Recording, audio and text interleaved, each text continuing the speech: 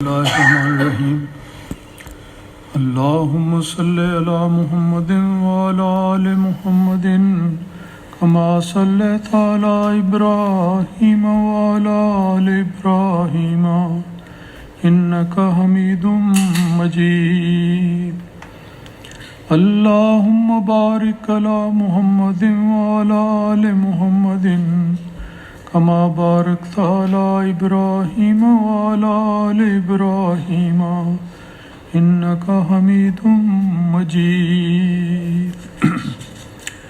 رسول مقبول صلی اللہ علیہ وسلم کے مبارک ارشادات سے روشنی اور ہدایت حاصل کرنے کا سفر جاری ہے۔ آج کے درس حدیث میں پہلے مضمون کے تسلسل میں نماز کے آداب کے حوالے سے چند احادیث پیش کی جاتی ہیں۔ عن نبی ہریرہ رضی اللہ عنہ قال، حضرت ابو ہریرہ رضی اللہ تعالیٰ عنہ بیان کرتے ہیں، قال رسول اللہ صلی اللہ علیہ وسلم، کہ رسول پاک صلی اللہ علیہ وسلم نے ارشاد فرمایا کہ صلاۃ الرجل فی جماعت تزید علی صلاتہ فی سوقہ و بیتہ بضع و عشرین درجۃ، کہ وہ نماز جو ایک آدمی اپنے جماعت کے ساتھ ادا کرتا ہے وہ اس کی اس نماز سے 10 گنا زیادہ اجر عطا کرنے والی ہے جو وہ کسی بازار میں ادا کرتا ہے یا اپنے گھر میں ادا کرتا ہے۔ اس کا درجہ بہت زیادہ ہے، اس کا ثواب بہت زیادہ ہے جو نماز با جماعت ادا کی جاتی ہے۔ وذالک، اور یہ اس وجہ سے ہے کہ ان احدکم اذا توضأ فاحسن الوضوء، کہ جب تم میں سے کوئی شخص نماز کی تیاری کے لیے اٹھتا ہے اور وضو کرتا ہے اور احسن رنگ میں، بہترین رنگ میں وضو کرتا ہے، یعنی وضو میں جن اعضاء کے دھونے کا ذکر ہم سن چکے ہیں، بڑے اہتمام کے ساتھ ان کو دھوتا ہے اور اپنے وضو کی شرائط کو پورا کرتا ہے۔ ثم آتی المسجد، پھر اس کے بعد مسجد آتا ہے، اور آتا ہے اس طرح کہ لا یرید الا الصلاۃ، کہ سوائے نماز کے اور کوئی اس کا ارادہ نہیں ہوتا، کوئی اور مقصد اور کوئی غایت نہیں ہوتی۔ بسا اوقات کچھ اور باتیں بھی ہیں جو انسان کو مسجد جانے کے لیے مد نظر ہوتی ہیں، لیکن یہ اس شخص کی بات ہو رہی ہے جو خالصتاً للہ، اللہ تعالیٰ کے حضور سجدہ کرنے کے لیے اور نماز میں شامل ہونے کے لیے مسجد آتا ہے۔ لا ینہضہ الا الصلاۃ، اور سوائے نماز کے کوئی اور چیز اس کو اس بات کے لیے تیار نہیں کرتی، ہر شوق نہیں دلاتی۔ لم یخطو خطوۃ الا رفع لہ بہا درجۃ، اور جب وہ نماز میں آتے ہوئے کوئی ایک قدم اٹھاتا ہے تو ایک ایک قدم کے بدلے اللہ تعالیٰ اس کے درجے کو بلند کرتا ہے۔ وحط عنہ بہا خطیۃ، اور ایک ایک قدم کے نتیجے میں اس کی خطائیں معاف کی جاتی ہیں، گرا دی جاتی ہیں۔ حتیٰ یدخل الجنۃ، یہاں تک یدخل المسجد، یہاں تک کہ وہ مسجد میں داخل ہو جاتا ہے۔ فاذا دخل المسجد کان فی الصلاۃ، اور جب وہ مسجد میں داخل ہو کر نماز میں شامل ہو جاتا ہے، ما کانت الصلاۃ ہی تحبسہ، تو صرف نماز ہی ہے جس کی خاطر وہ مسجد میں رکتا ہے اور ٹھہرتا ہے۔ والملائکۃ یصلون علی احدکم، تو اس وقت میں فرشتے، اللہ تعالیٰ کے فرشتے اس شخص پر درود پڑھتے ہیں، ما دام فی مجلسہ، جب تک وہ اس جگہ پر رہتا ہے، الذی صلی فیہ، جس میں اس نے نماز ادا کی ہوتی ہے۔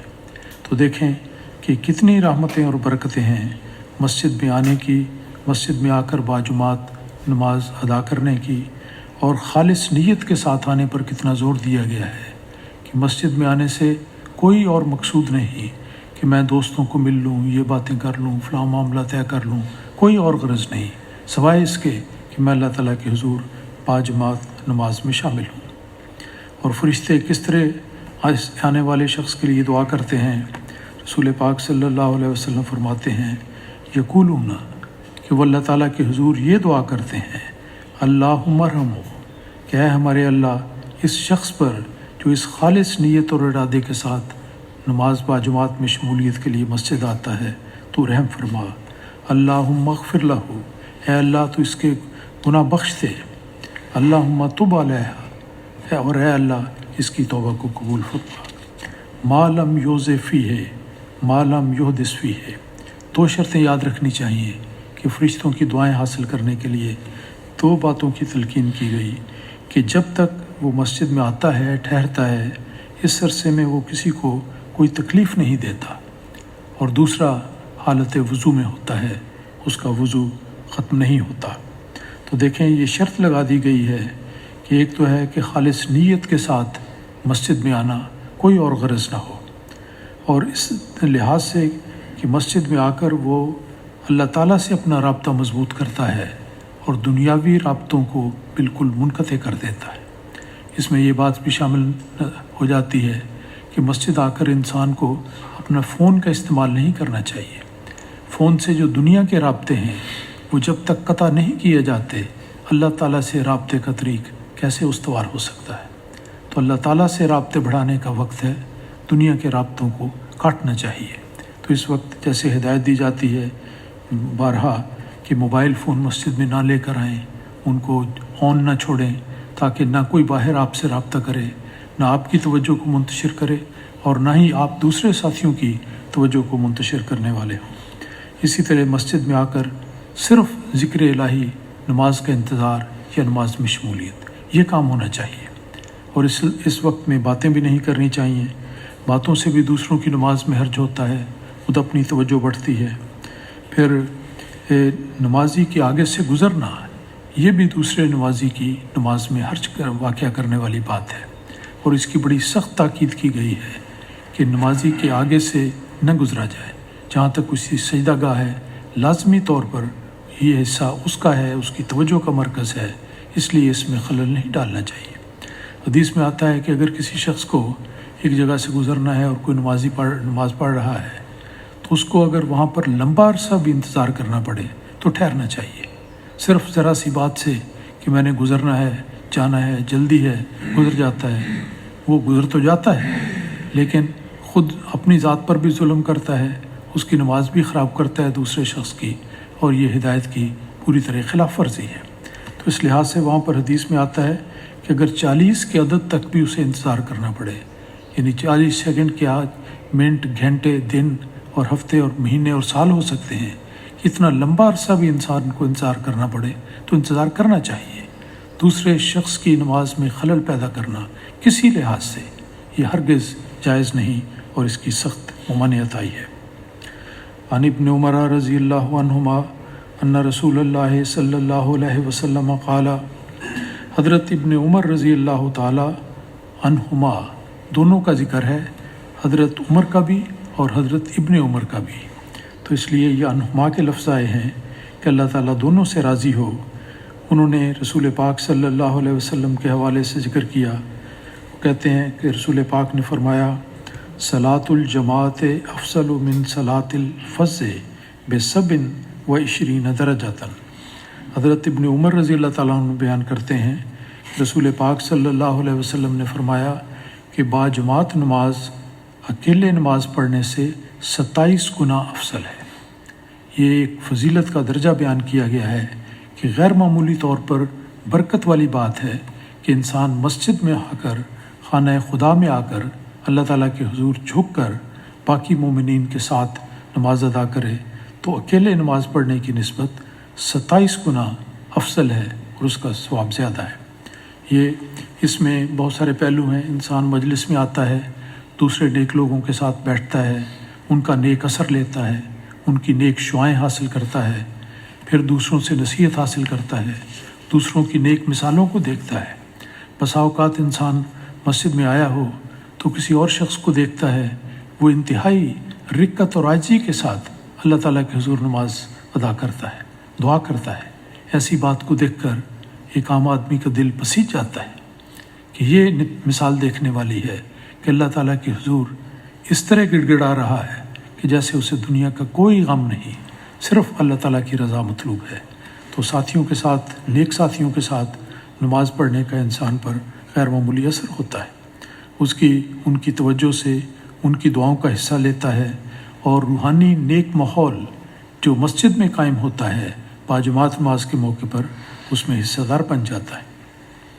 अन नबी हुरैरा रज़ियल्लाहु अन्हु अन नबी सल्लल्लाहु अलैहि वसल्लम काला, हज़रत अबू हुरैरा रज़ियल्लाहु ताला अन्हु बयान करते हैं कि रसूल मकबूल सल्लल्लाहु अलैहि वसल्लम ने फरमाया कि इज़ा उक़ीमतिस सलातो फ़ला सलाता इल्लल मकतूबा, कि जब नमाज खड़ी हो जाती है, इसके लिए भी लफ्ज़ देखें, इकामत का बयान किया गया है, जो कई दफ़ा ज़िक्र आता है कि नमाज़ पढ़ना नहीं बल्कि नमाज को कायम करना और पूरी शराइत के साथ कायम करना।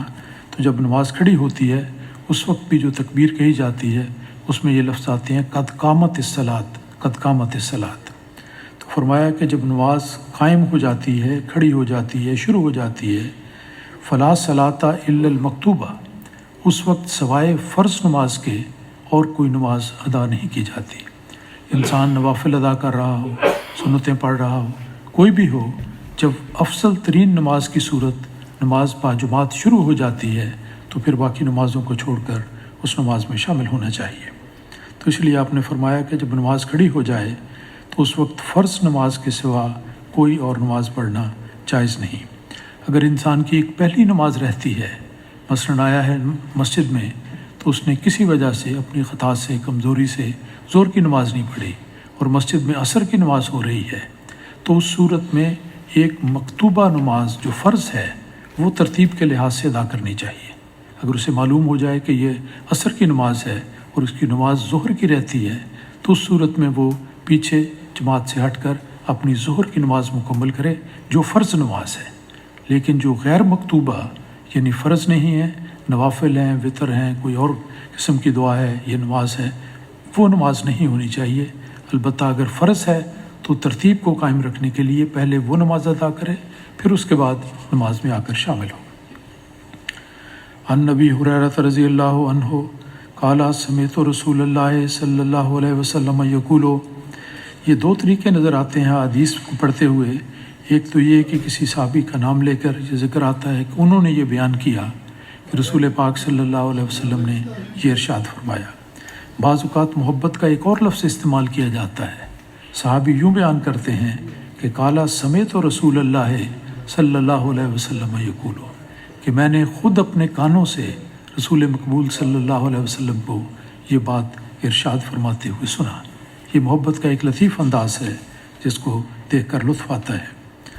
और रसूल पाक सल्लल्लाहु अलैहि वसल्लम फरमाया करते थे कि यक़ूलो का लफ्ज़ इस्तेमाल है कि एक दफ़ा नहीं बारहा आपने ये इरशाद फरमाया। एक तो है कि काला आपने फरमाया, ये है यक़ूलो का लफ्ज़ कि रसूल पाक सल्लल्लाहु अलैहि वसल्लम इस तरह इरशाद फरमाया करते थे। इज़ा उक़ीमतिस सलातो फ़ला तातूहा व अंतुम तसौना, कि जब नमाज खड़ी हो जाए, शुरू हो जाए, तो उस मौके पर ला तातूहा व अंतुम तसौना, तुम दौड़कर उसमें आकर शामिल ना हुआ करो। नमाज के लिए एक वक़ार, एक सकीनत और एक एहतमाम होना चाहिए।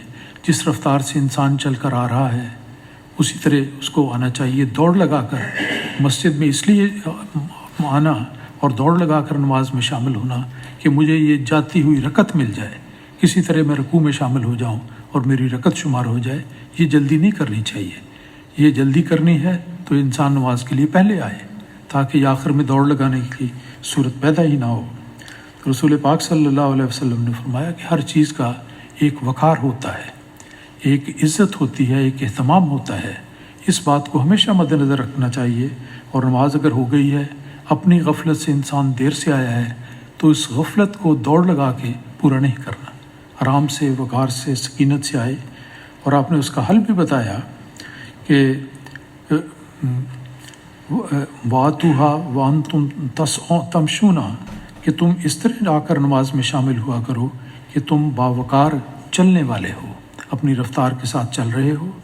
वालैकुमुस सकीना, तो और तुम्हें पर लाजिम है कि अपने वक़ार को कायम रखो, दौड़ लगाने की ज़रूरत नहीं।